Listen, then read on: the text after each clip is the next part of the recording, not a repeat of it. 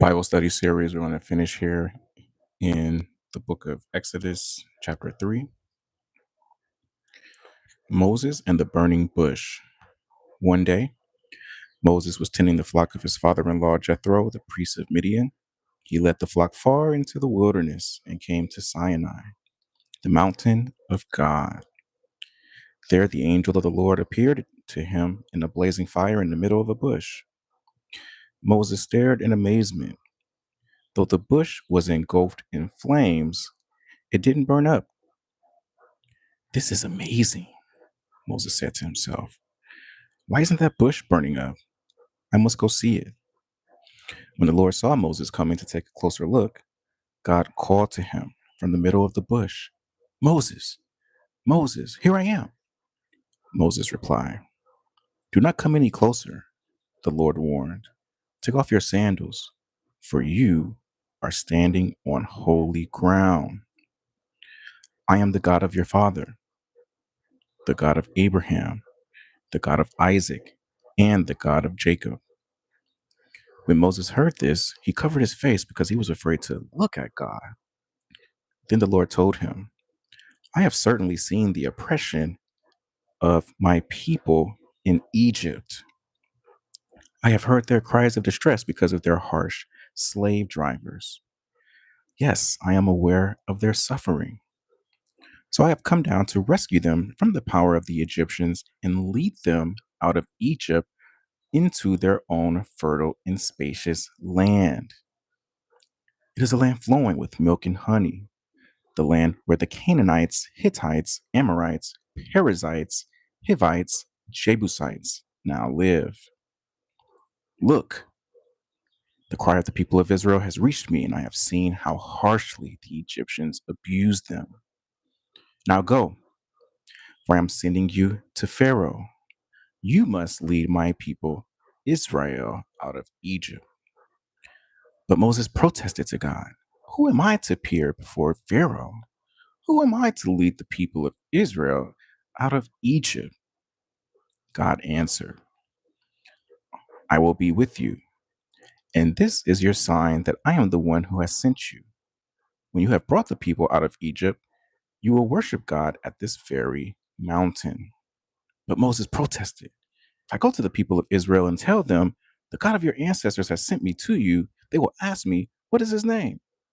Then what should I tell them?" God replied to Moses, "I am who I am. Say this to the people of Israel: 'I am has sent me to you.'" God also said to Moses, "Say this to the people of Israel: 'Yahweh, the God of your ancestors, the God of Abraham, the God of Isaac, and the God of Jacob, has sent me to you. This is my eternal name, my name to remember for all generations. Now go and call together all the elders of Israel. Tell them, Yahweh, the God of your ancestors, the God of Abraham, Isaac, and Jacob, has appeared to me. He told me, I have been watching closely, and I see how the Egyptians are treating you. I have promised to rescue you from your oppression in Egypt. I will lead you to a land flowing with milk and honey, the land where the Canaanites, Hittites, Amorites, Perizzites, Hivites, and Jebusites now live. The elders of Israel accept your message. Then you and the elders must go to the king of Egypt and tell him, 'The Lord, the God of the Hebrews, has met with us. So please let us take a 3-day journey into the wilderness to offer sacrifices to the Lord our God.' But I know that the king of Egypt will not let you go unless a mighty hand forces him. So I will raise my hand and strike the Egyptians, performing all kinds of miracles among them. Then at last he will let you go, and I will cause the Egyptians to look favorably on you. They will give you gifts when you go, so you will not leave empty handed. Every Israelite woman will ask for articles of silver and gold and fine clothing from her Egyptian neighbors and from the foreign women in their houses. You will dress your sons and daughters with these, stripping the Egyptians of their wealth." Chapter 4 of Exodus, Signs of the Lord's Power. But Moses protested again. What if they won't believe me or listen to me? What if they say, the Lord never appeared to you? Then the Lord asked him, what is that in your hand? A shepherd's staff, Moses replied. Throw it down on the ground, the Lord told him. So Moses threw down the staff and it turned into a snake. Moses jumped back. Then the Lord told him, reach out and grab his tail. So Moses reached out and grabbed it, and it turned back into a shepherd's staff in his hand. Perform this sign, the Lord told him. Then they will believe that the Lord, the God of their ancestors, the God of Abraham, the God of Isaac, and the God of Jacob, really has appeared to you. Then the Lord said to Moses, now put your hand inside your cloak. So Moses put his hand inside his cloak, and when he took it out again, his hand was white as snow with a severe skin disease. Now put your hand back into your cloak, the Lord said. So Moses put his hand back in, and when he took it out again, it was as healthy as the rest of his body. The Lord said to Moses, they do not believe you and are not convinced by the first miraculous sign. They will be convinced by the second sign. And if they don't believe you or listen to you, even after these two signs, then take some water from the Nile River and pour it out on the dry ground. When you do, the water from the Nile will turn to blood on the ground. But Moses pleaded with the Lord, oh Lord, I'm not very good with words. I've never have been, and I'm not now. Even though you have spoken to me, I get tongue tied and my words get tangled. Then the Lord asked Moses, who makes a person's mouth? Who decides whether people speak or do not speak? Hear or do not hear? See or do not see? Is it not I, the Lord? Now go. I will be with you as you speak, and I will instruct you in what to say. But Moses again pleaded, Lord, please send anyone else. Then the Lord became angry with Moses. All right, he said. What about your brother, Aaron the Levite? I know he speaks well, and look, he's on his way to meet you now. He will be delighted to see you. Talk to him and put the words in his mouth. I will be with both of you as you speak, and I will instruct you both in what to do. Aaron will be your spokesman to the people. He will be your mouthpiece, and you will stand in the place of God for him, telling him what to say. And take your shepherd's staff with you and use it to perform the miraculous signs I have shown you. Moses returns to Egypt. So Moses went back home to Jethro, his father in law. Please let me return to my relatives in Egypt, Moses said. I don't even know if they are still alive. Go in peace, Jethro replied. Before Moses left Midian, the Lord said to him, return to Egypt, for all those who wanted to kill you have died. So Moses took his wife and sons, put them on a donkey, and headed back to the land of Egypt. In his hand, he carried the staff of God. And the Lord told Moses, when you arrive back in Egypt, go to Pharaoh and perform all the miracles I have empowered you to do. But I will harden his heart, so he will refuse to let the people go. Then you will tell him, this is what the Lord says. Israel is my firstborn son. I commanded you, let my son go so he can worship me.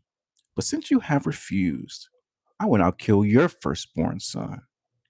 On the way to Egypt, at a place where Moses and his family had stopped for the night, the Lord confronted him and was about to kill him.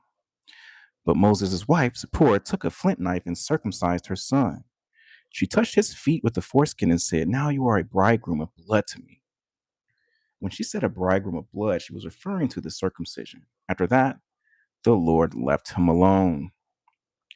Now the Lord had said to Aaron, go out into the wilderness to meet Moses. So Aaron went and met Moses at the mountain of God, and he embraced him. Moses then told Aaron everything the Lord had commanded him to say, and he told him about the miraculous signs the Lord had commanded him to perform. Then Moses and Aaron returned to Egypt and called all the elders of Israel together. Aaron told them everything the Lord had told Moses, and Moses performed the miraculous signs as they watched. Then the people of Israel were convinced that the Lord had sent Moses and Aaron. When they heard that the Lord was concerned about them and had seen their misery, they bowed down and worshiped. Chapter 5. Moses and Aaron speak to Pharaoh. After this presentation to Israel's leaders, Moses and Aaron went and spoke to Pharaoh. They told him, "This is what the Lord, the God of Israel, says.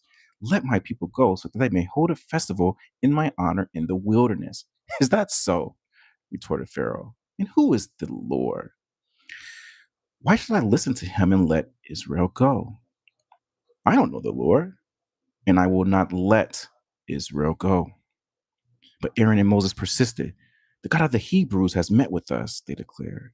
"So let us take a 3-day journey into the wilderness so we can offer sacrifices to the Lord our God. If we don't, he will kill us with the plague or with the sword."